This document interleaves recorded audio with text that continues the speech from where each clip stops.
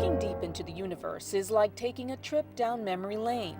The farther from Earth we look, the farther back in time we see. The farther back in time we see.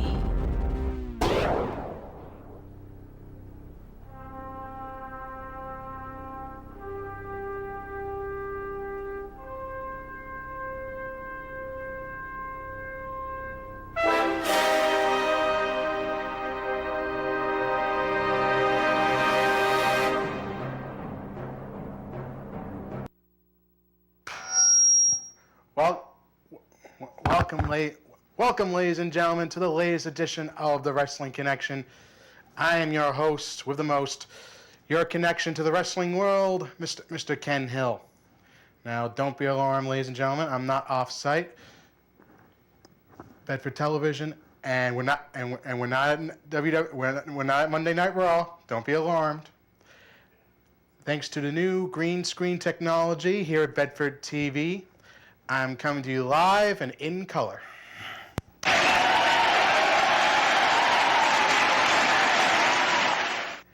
And thank you for that uproarious applause. Now, as we jump right into things, the Money in the Bank pay-per-view is starting to heat up. We already have our competitors set for the WWE World Heavyweight Championship ladder match. But however, you can't have Money in the Bank without a Money in the Bank ladder match to determine who will win the contract to challenge the WWE World Champion at any time for up to the next year. That's how the Money in the Bank match goes. Exactly. A case that's worth its weight in championship gold. Sorry. Yep. Now, as you can see right here. You have to excuse me, ladies and gentlemen. I'm a little new with this. We have here the Battle Royal determine the last competitor in the WWE World Heavyweight Championship ladder match at Money in the Bank. Conspicuous by their absences are Roman Reigns and Dean Ambrose, formerly of The Shield. Not so suspect as Triple H at the top of the hour included everyone in the Battle Royal, but excluded specifically both Ambrose and Reigns. Yeah, it's very upsetting. Ambrose wasn't so much upset by this as he was more focused on getting his hands on the traitorous former member of the Shield, Seth Rollins. But Roman Reigns, he was hungry. He's hungry for thirsty for a WWE World Heavyweight Championship opportunity, and took it upon himself to circumvent the Authority.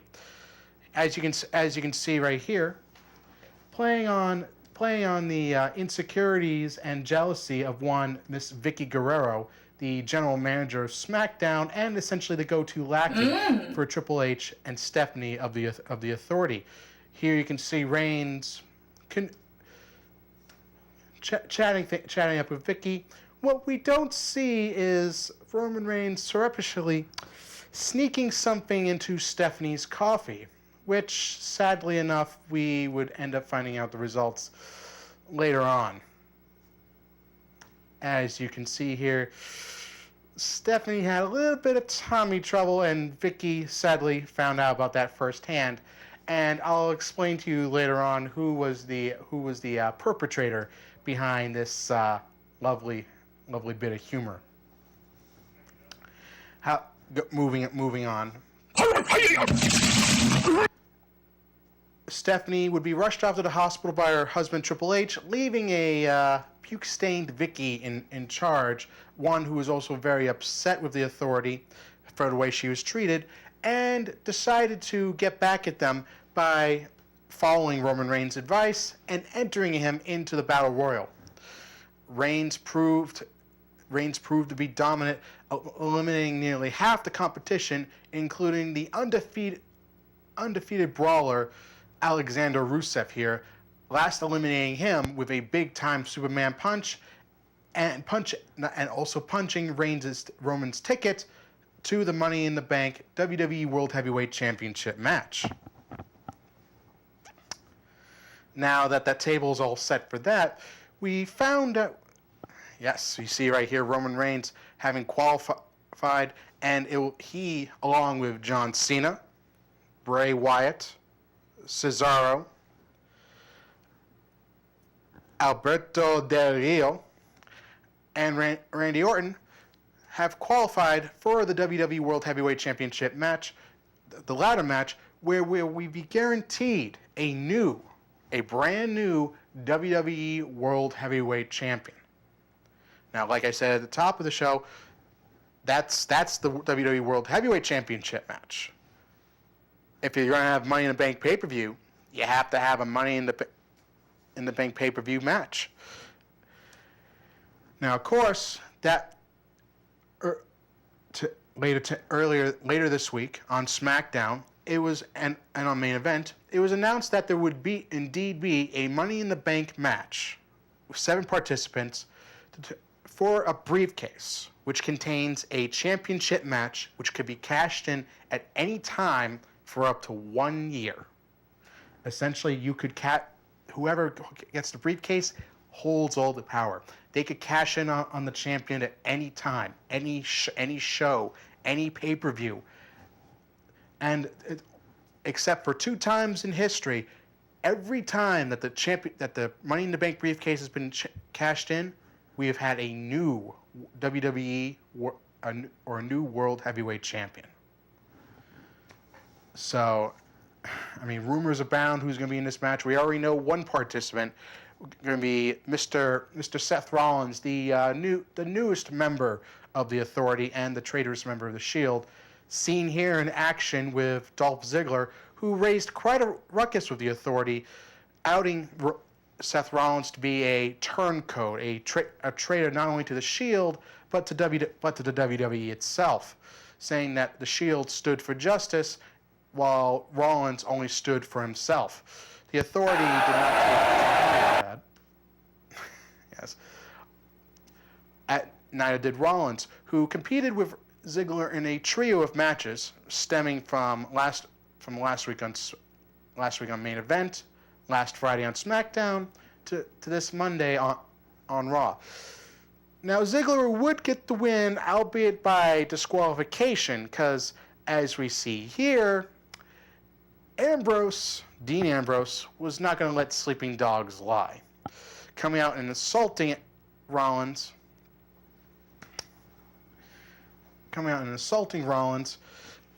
and causing a disqualification, giving Ziggler the win. Now, Ambrose would not get off so easy. Ambrose would not get off so easy here, being forced into a match with the Intercontinental Champion, Mr. Bad News Barrett. That's my Triple H impression of Bad News Barrett. Being forced into competition with him, Rollins would prove a timely distraction, pulling Ambrose out of the ring long enough for Barrett to get the count-out victory. Ambrose would come back in, though, after chasing off Rollins, lay out Barrett with his Dirty Deeds headlock DDT, and contemplate the ways he was going to be what he was going to do to Rollins once he got his hands on him. As you can see right here, there's a reason they call Ambrose the lunatic fringe. I mean, you can see right here. Exactly. Remains to be seen what the feud between Ambrose and Rollins has in store for all of us in the coming weeks. Now, of course, John Cena was in the Money in the Bank WWE World Heavyweight Championship match, but it wasn't set in stone. Cena had to earn his spot, and of course he'd be rewarded by the Authority for helping such luminaries as Daniel Bryan and the former members of the Shield in Reigns and Ambrose. They rewarded Cena with an opportunity to help himself into the Money in the Bank match by going up against Kane in a stretcher match. The objective being very simple: beating your opponent soundly enough to the point where you can load them onto a stretcher and cart them across the line at the top of the stage. As you can see, Cena did everything he could to lay out the big red machine, hurling steel steps at him, driving him through the announce table with an attitude adjustment. Kane fought back several times, including interference from both Rollins and Orton. And despite that, Cena would come back against insurmountable odds, laying out Kane with another attitude adjustment onto the stretcher and wheeling him across for the victory and cementing his spot in the WWE World Heavyweight Championship match at Money in the Bank. Now, if we could go back a few photos to the lovely shot of Vicky Guerrero. Thank you. As you can see right here, this little bit of creative genius was come up with by someone that everyone in professional wrestling is familiar with, the grandfather of professional wrestling, who's responsible for everything that WWE has come to be today. I'm talking about the one, the only, Vincent Kennedy McMahon.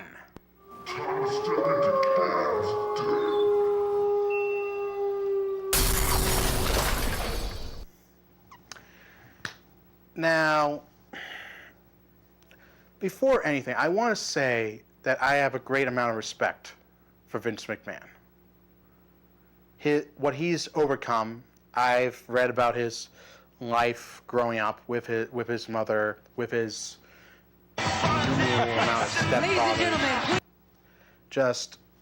and the abuse he suffered growing up, and the fact that he has overcome all of that to make a multi-million-dollar empire in the WWE, a multimedia icon.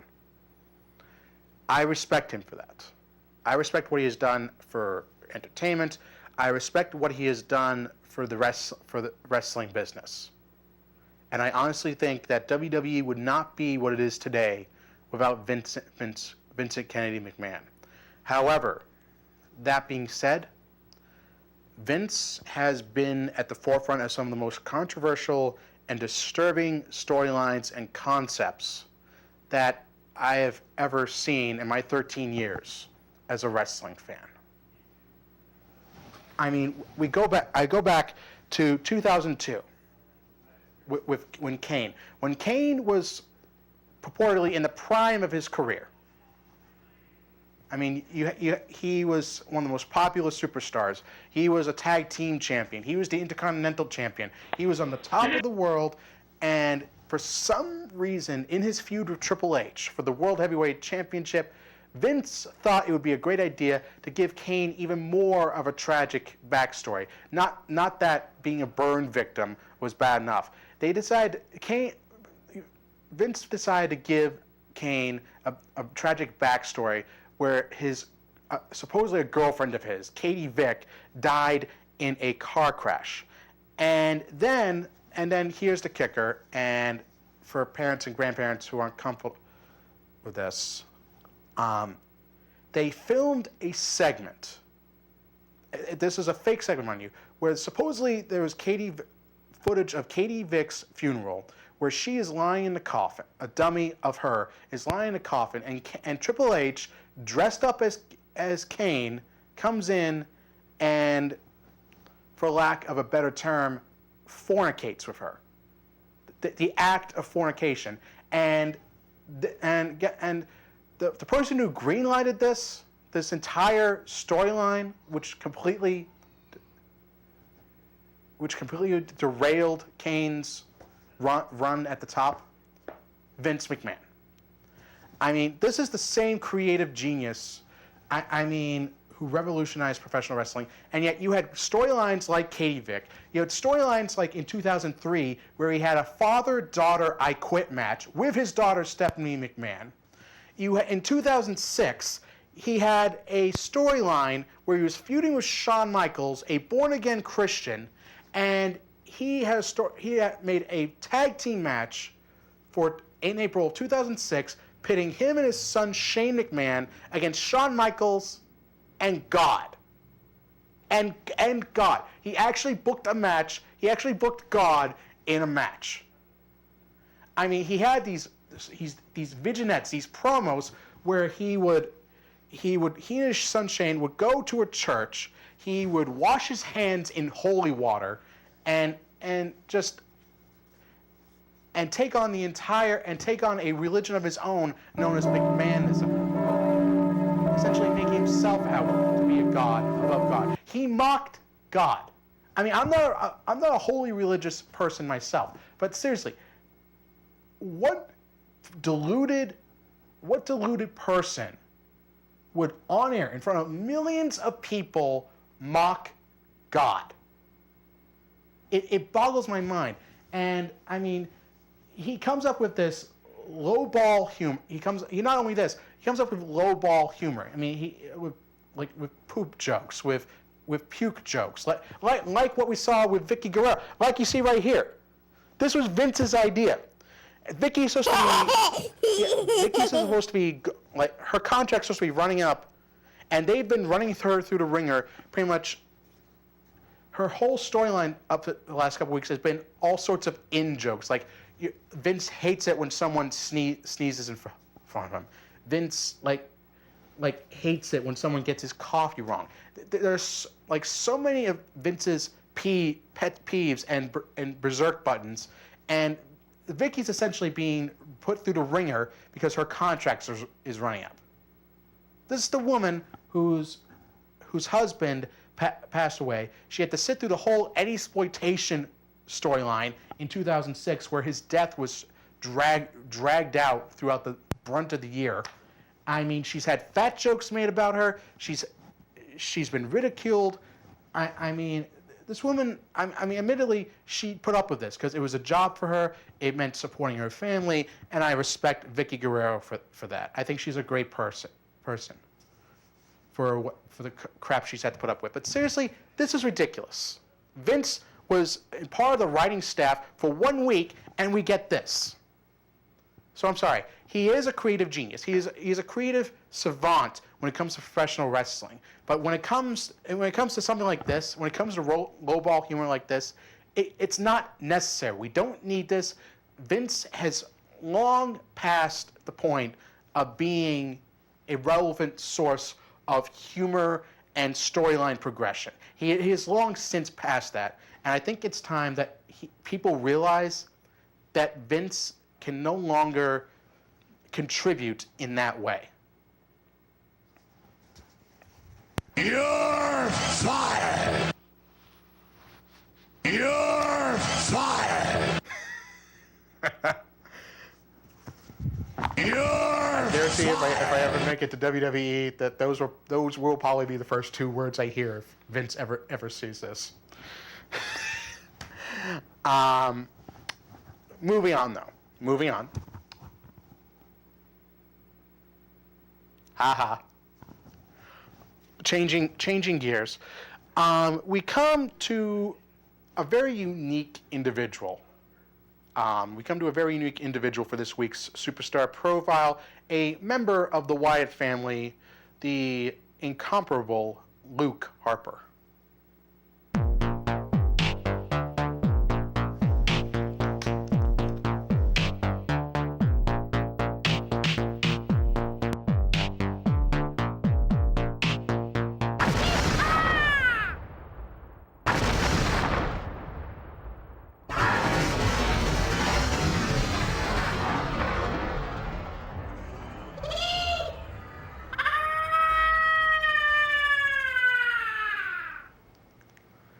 My production team having a little bit of fun with the sound effects.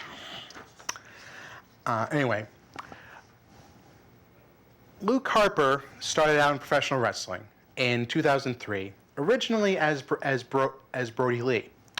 He was a very successful independent wrestler. Since 2003, he won multiple tag team championships and world championships. I mean, in such promotions as Chikara, Squared Circle Wrestling, Ring of Honor, and Jersey All Pro Wrestling.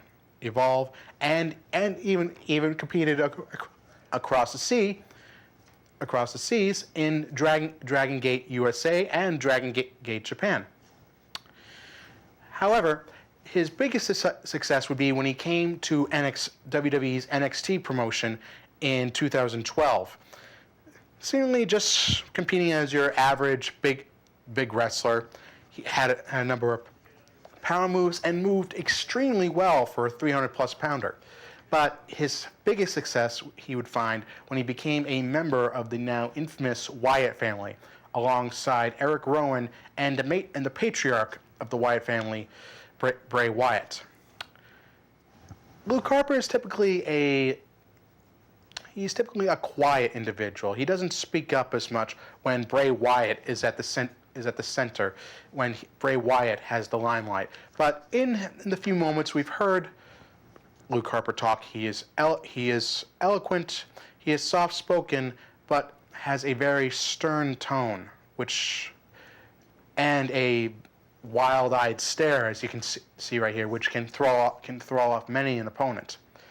Of course, just as Bray Wyatt does, Luke Harper can back it up physically just as much as he can verbally and mentally. Now, the move I'm about to demonstrate to you is a signature move of Luke Harper's, known as the discus clothesline. The discus clothesline was popularized in North American professional wrestling, and was best utilized in the legendary Hart family, the Hart Foundation, used primarily by Jim the Anvil Neidhart, and with the Anvil being very apropos, because when you got hit with one of the Anvil's discus clotheslines, you stayed down. And it would turn out to be a generational move, as the Anvil's daughter, Natalya Neidhart, one of the current divas on WWE's roster, would also use the discus clothesline to great effect, being one of the more dominant divas in today's women's wrestling. Of course, Luke Harper, when he uses this, it's very reminiscent of one John Bradshaw Layfield, who used a clothesline from hell on many occasions, and is actually a big fan of Luke Harper's discus clothesline. Now, as I demonstrate here, the discus clothesline is essentially it's a self-describing title. Essentially, you get a spinning motion. You spin and hit the spinning increases the velocity and the impact of the move, making it much more effective than just a typical clothesline.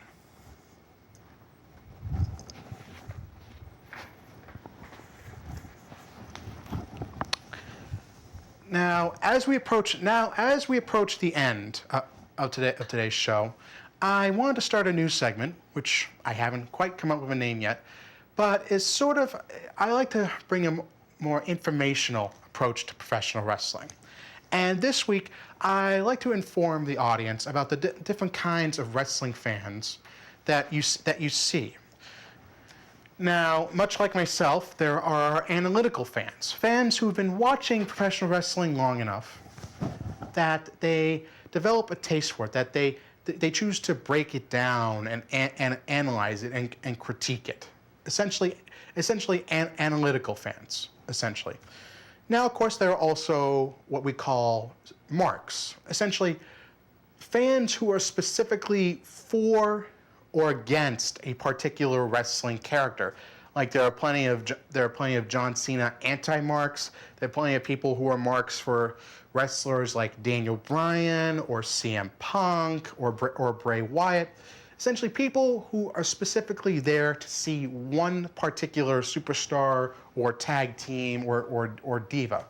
And of course we have the smart marks or smarks, who essentially feel like they know what's going to happen in a storyline, or they know what's going to happen in the show. Like, oh, so-and-so is going to jump them, or so-and-so is going to win the match, so-and-so is going to lose.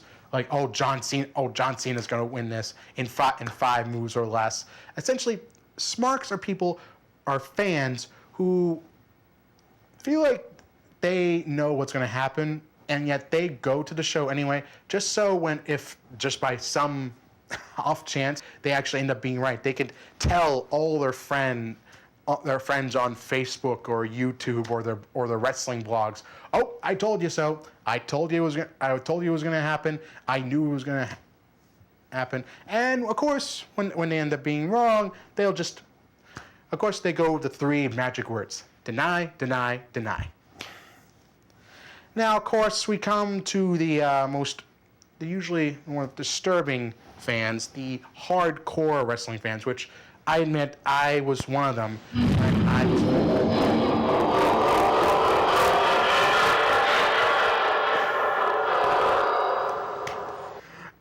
Interesting segue right there.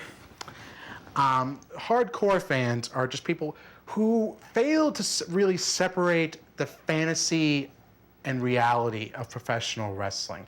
Like they don't read any of the dirt sheets. They completely invest themselves.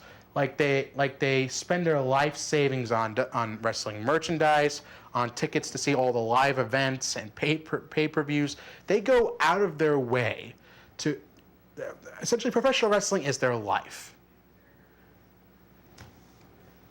And I mean, much like my good friend Zach. I mean, they completely invest in professional wrestling. It's not only a part of their life; it's essentially their life. They make it their lifestyle, more or less. And the problem is with that. I mean, it can be a charming aspect, but the problem is there are some who are so invested in it that anything that proves otherwise, that wrestling is fake to them, they just can't believe. They don't want. It's still real to them, darn it. Wrestling. Yep, exactly. They can be cuckoo at times. Anything that proves otherwise, that wrestling is fake, just drives them cuckoo. It drives them wild. And I'll admit, when I was first growing up watching wrestling, when I remember one segment, I saw Hulk Hogan take a semi and crash into an ambulance that was supposedly holding the Rock, Dwayne Johnson.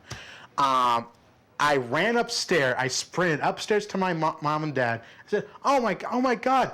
Hulk Hogan just ran the truck into an ambulance with a Rock in it. I mean, oh my God! Can you believe this just happened?" And they take one look at this. And they just start laughing their butts off. Because they can't believe that I'm so invested in this that I actually believe this is happening. They actually believe that I believe what happened to me is real. And over the years, it's still real to me, damn it! I mean, thank you. Oh, very good. I didn't want to quote it myself because I was afraid I was going to get bleeped out. Anyway, I mean that's essentially kind of like a glossary term of different types of wrestling fans that I thought I would tell you about. Now that's all for this week, ladies and gentlemen. I thank you for watching this show today. If you have any questions for me, you can look me up on the show's Facebook page at www.facebook.com/The Wrestling Connection. You can email any questions that you like. You can find me on my Twitter at WConnection. You can email any questions or requests you'd like me to do on the show. And the address is wrestlingconnection@gmail.com. wrestlingconnection@gmail.com. We are also, like I stated last week, we are also taking requests. We are also accepting applications for a new co-host for the Wrestling Connection. If you have a big interest in professional wrestling, if you want to get some if you're looking for some big-time TV experience, if you're a or if you're just a communications major looking for something to do, like I said, email me at wrestlingconnection.com. Give me a little bit description about yourself, who's your favorite wrestler, how long you've been watching professional wrestling, and also a little bit of contact information, and I'll get back to you and see what we can do. In the meantime, I like everyone to stay safe. And kids, don't try what I just showed you. I am not a professional, and what I do should not be imitated, no matter how fun it looks. But in the meantime, ladies and gentlemen, you have a lovely evening. Be connected, get connected, stay connected. You have a nice night.